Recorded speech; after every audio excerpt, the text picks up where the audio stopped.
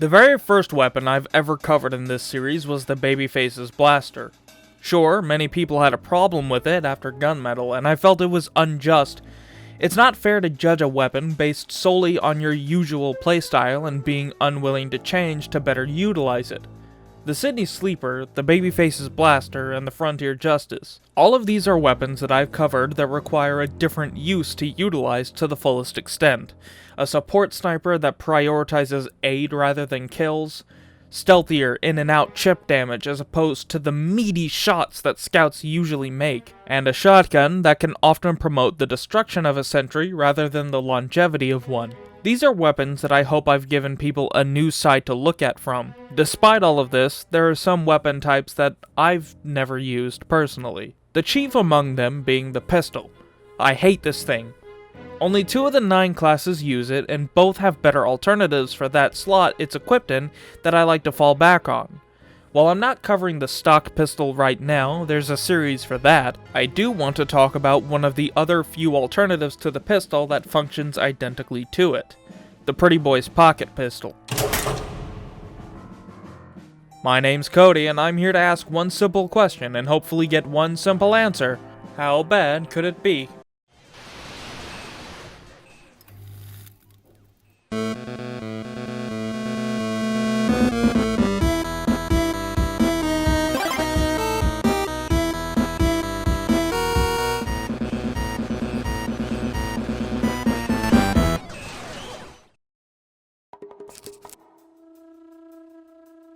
The allusion to the Babyface's blaster is no coincidence.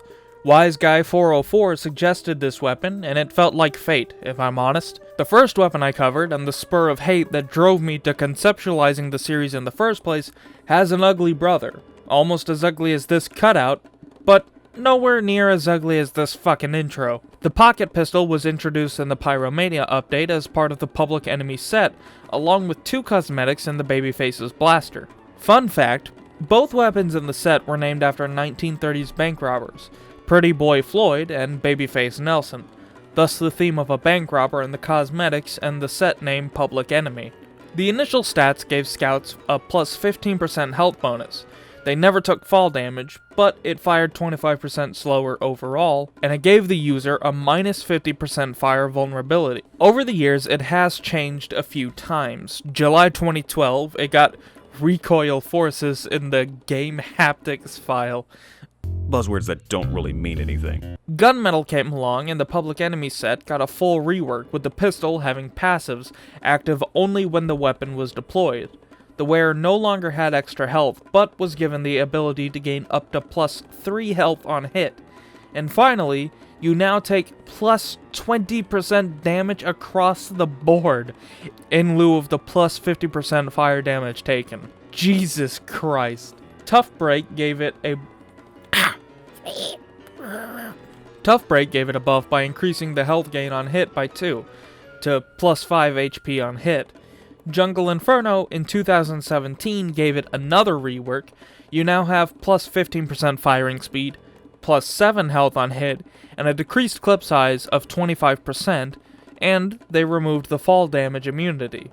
To give us our current state, in March 2018, the Pretty Boy's pocket pistol was nerfed to only give plus 3 health on hit again, down from 7. These are our final stats.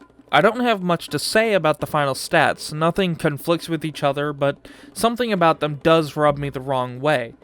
It just seems like a slightly better pistol to me on paper. Faster firing speed, health increase on hit, and the only penalty is a mere clip size decrease? It only decreases by 3 from the stock pistol 12 to 9, and while it would be unfair to say this is nothing, in the heat of battle it doesn't feel significant enough. Keep in mind that this isn't even overall ammo capacity, so you'll still carry just as much ammo, just not as much in an actual clip. This weapon is just bizarrely balanced. I used to think so many years ago that it was terrible. The upsides were minimal. No fall damage? It's such a weirdly useless thing to have. But heal on hit with a faster firing speed can be insanely good. Look at this, I tanked damage from a frickin' heavy and I was right in front of him! This should have demolished me. Of course, it's important to acknowledge that maybe not all the bullets hit, but look at my health. This is ridiculous. My aim with the pistol is subpar at best. I did improve using this weapon and I could feel it. Members in my chat during a stream where the main thing I did was gather footage and talk about Mike Myers movies and which one was the best, fuck you Mikey, informed me that it indeed was a very powerful weapon against classes like Soldier and Heavy with larger hitboxes and less ability to fight back if you know what you're doing. In a little over a second, you can fire off all 9 shots, and considering that all 9 hit, that's 27 health on the spot, which can be the difference between life and death in a pinch. In some games, I was practically able to substitute it for my primary scattergun, if I was landing my shots well. Playing a distance scout is actually a fairly fun way to play. It's not something I would have done before this video, but it's not half bad. This is of course assuming that you can hit most, if not all, shots, which is rare since the bullets do spread ever so slightly, and that's to be expected with any pistol in the game. Stock, winger, pretty boys, etc. The scout also carries less reserve ammo for the pistol than the engineer for some reason. I assume it might be because Scout isn't meant to be using the pistol as much as his primary, whereas the engineer wasn't initially meant to be on the front lines and needed a way to attack from a distance every now and again with a respectable ammo pool. Honestly, I truly thought I'd hate this thing. I've tried it before and I hated it then, but that was maybe a whole 10 minutes.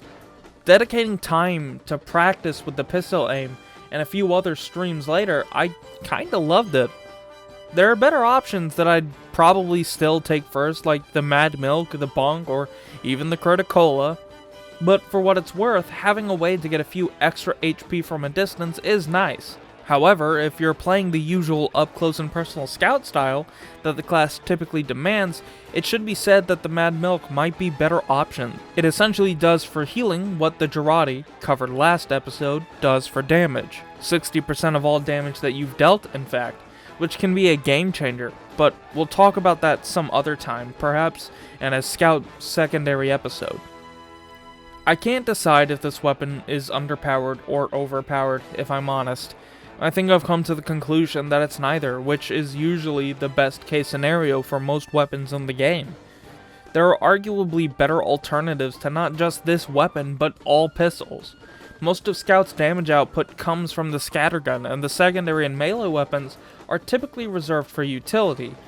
Most classes' melee weapons fall into that category, but the secondary usually doesn't. It's usually useful for healing or damage, but a few classes do benefit from utility secondaries. The Pretty Boy's pocket pistol is a fairly good weapon to have on you. Running away and firing off a few shots to get 6 or 12 health can really help you if you're in a pinch.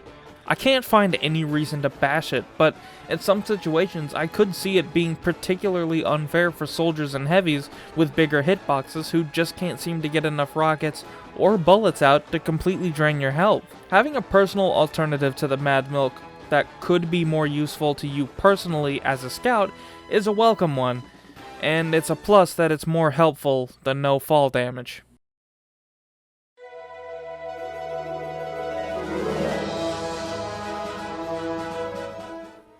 Hello. Chances are, if you're watching this video, you already know who I am. I had some things that I wanted to say because the last week or so has been kind of crazy for me. Recently, I hit 1,000 subscribers, which was nuts.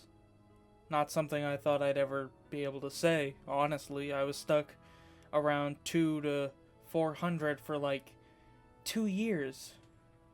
And that was insane to me, because I thought, surely by now, something would have spiked.